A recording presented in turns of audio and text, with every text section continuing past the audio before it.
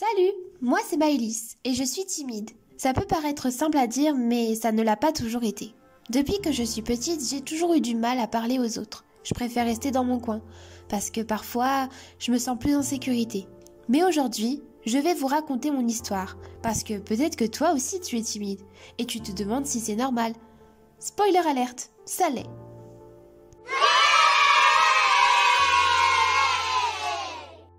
Je ne sais pas vraiment pourquoi je suis timide. Peut-être parce que j'ai toujours eu peur de dire quelque chose de bête ou que les autres me jugent. À l'école, pendant les récréations, je regardais les autres jouer, mais je n'osais pas les rejoindre. Dans ma tête, c'était comme si une petite voix me disait « Et s'il ne veut pas jouer avec toi ? Et si je fais quelque chose de maladroit ?» Résultat, je restais dans mon coin. Être timide, c'est parfois difficile.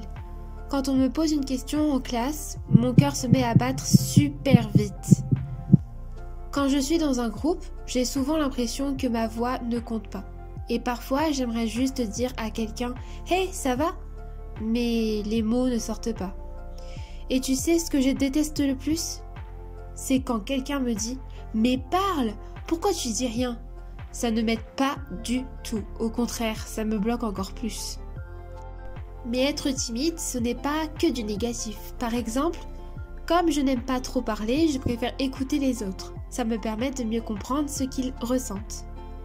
Je suis aussi très observatrice. Je remarque des petits détails que d'autres oublient. Et puis, être timide m'aide à réfléchir avant de parler. Je ne dis pas tout ce qui me passe par la tête et ça peut être une qualité. Ce n'est pas facile tous les jours, mais avec le temps, j'ai appris que la timidité, ce n'est pas une faiblesse, c'est juste une façon différente d'être. Alors, comment je fais pour vivre avec ma timidité ? Je vais te partager mes 3 petits secrets. D'abord, je fais de petits pas. Par exemple, au lieu de parler devant tout le monde, je commence par dire bonjour à une seule personne.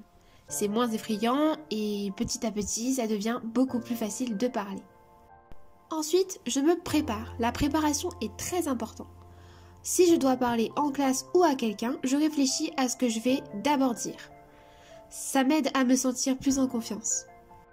Et surtout, je me pardonne. Si je fais une erreur, je me dis ce n'est pas grave, ça arrive à tout le monde. C'est super important car tout le monde fait des erreurs. Alors voilà, si toi aussi tu es timide, rappelle-toi que tu n'es pas seul.